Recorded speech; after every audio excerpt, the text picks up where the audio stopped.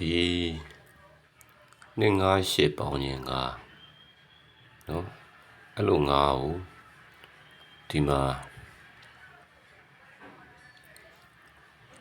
ကိုရှစ်ရှစ်ပေါင်းရင်ငါကာဒီမှာ3ညခွန်ရှစ်ပေါင်းရင်ငါအဲ့ဒါကိုဒီမှာ834နဲ့834နဲ့ငါတာ834နဲ့ငါတယ်အဲ့တော့ဒီမှာလဲ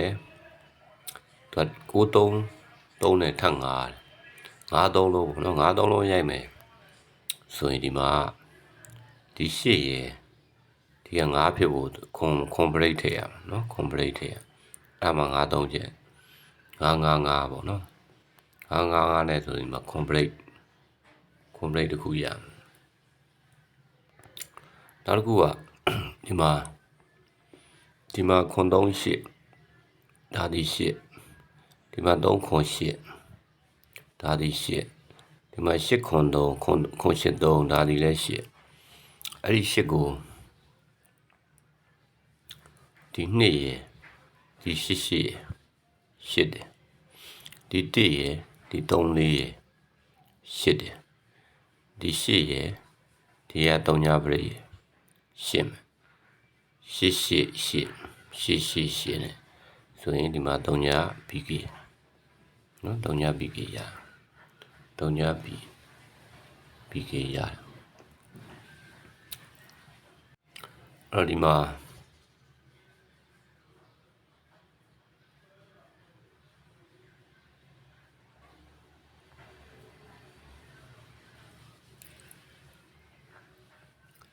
8ရယ်ဒီ8ရယ်9ရယ်ခွန်ရယ်ရှင်9ခွန်နဲ့3ညတာကိုသူက3ည2ရှင်းနဲ့3ညတယ်နော်တခါ3ရယ်ခွန်3ရယ်ပေါင်းရင်3တာကို9 1 3နဲ့3နဲ့ဒါဆိုရင်ဒီက6ရယ်3ခွန်ရယ်6တာကိုဒီမှာ6ဖို့အတွက်ဆိုရင်3ညထိပ်အဲ့မှာ3ည36เนาะတော့နောက်တစ်ခုကဒီနှလုံးပေါင်းခြင်း8အဲ့လို8တာကိုဒီ3လုံးပေါင်းခြင်း8တယ်เนาะ3ခွန်8 3ခွန်8တယ်ဒီနှလုံးပေါင်းခြင်း38ပေါင်းခြင်း1တာကို3ည38နဲ့1တယ်ဒီနှလုံးပေါင်းခြင်း3ပါကို3တာကိုဒီမှာ3ဖြစ်ဖို့အတွက်ဆိုရင်ဒါ2တည်ရှိ2တည်ရှိတော့3ညထိပ်ထဲမှာ3မယ်เนาะအဲ့ဒါရှိတယ်နောက်တစ်ခုကဒီမှာက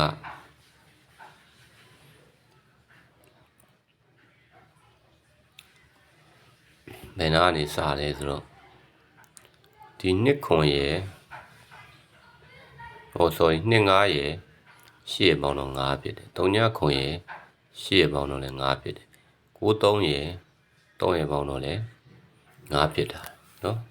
5ဖြစ်တာ5 3ချက်9 3 3ပေါင်းညက်လည်း5 2 5 8ပေါင်းညက်လည်း5 3ညခွန်8ပေါင်းညက်လည်း5 9 3 3ပေါင်းညက်လည်း5ဒါဆို5 4ချက်ဖြစ်မယ်ဆို8ခွန်3ညပေါင်းညက်5သည်3ညထိပ်သည်ကျွန်တော်3ချက်ရတယ်ပေါ့နော်3ညထိပ်3ချက်3ည sorry 3ညနော်3ညထိပ်နဲ့3ချက်ရတယ်ဒါဆိုရင်3ညထိပ်နဲ့3ချက်ရတယ်ဆိုရင်ကျွန်တော်ဗရိတ်နဲ့ဆိုရင်3ညရှိမယ်နော်3ညရှိမယ်နောက်3ညခွန်ရှိမယ်ခွန်ပရိတ်3ညပရိတ်ရဆိုအဲ့နှစ်ခွက်ရှိမယ်နော်3ညနဲ့3ညခွန်နဲ့ပေါ့နော်အဲ့နှစ်ခွက်ရှိတယ်အဲ့နှစ်ခွက်ရတယ်ကဲဟုတ်ပြီဒါဆိုရင်နောက်တစ်ခုအဲ့တော့နောက်တစ်ခုကဒီနှလုံးပေါင်းခြင်း6 6ကိုဒီ3လုံးပေါင်းခြင်း6နော်တစ်ခါဒီလုံးပေါင်းခြင်း1ကိုဒီ3လုံးပေါင်းခြင်း1ဒါဆိုရင်ဒီလုံးပေါင်းခြင်း5ကိုဒီမှာ5ဖြစ်ဖို့3ရှိတယ်9ထဲမှာဒါလင်5ဖြစ်မယ်နော်9ထိပ်အဲ့တော့ဒီမှာ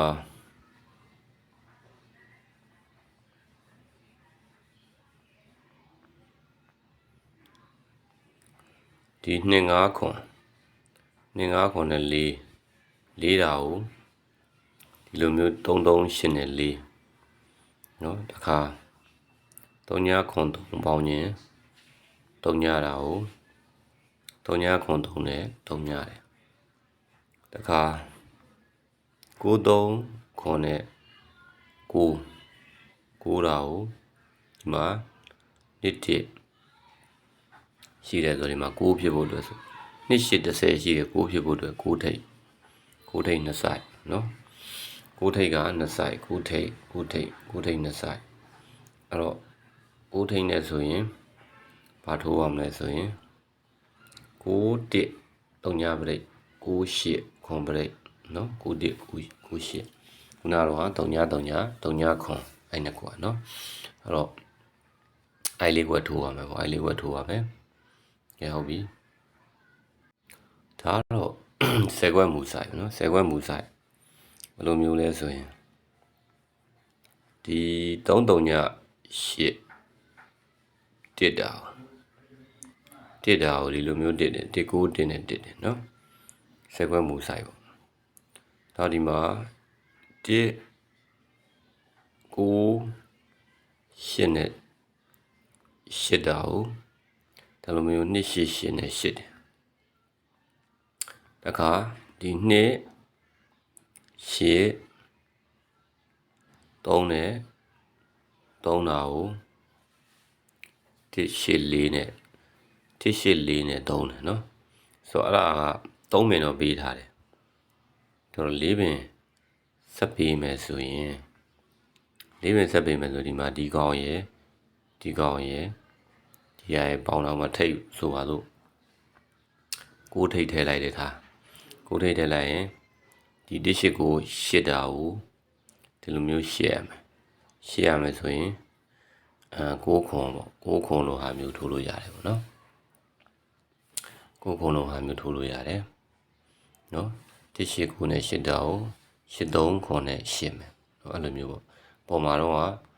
3 3 8နဲ့1တာကို1 9 1နဲ့1တာနော်အဲ့လိုမျိုးပေါ့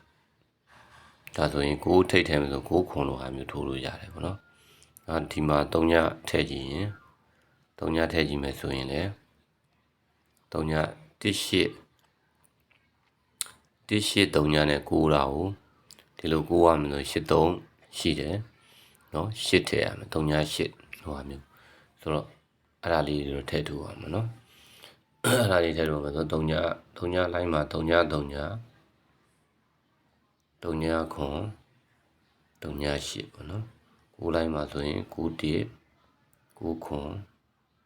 9 8 9ခွန်เนาะအဲ့6ခွက်ပေါ့နော်ကဲအားလုံးပဲညနေခင်းအဲ့6ခွက်ဖြစ်ပါတယ်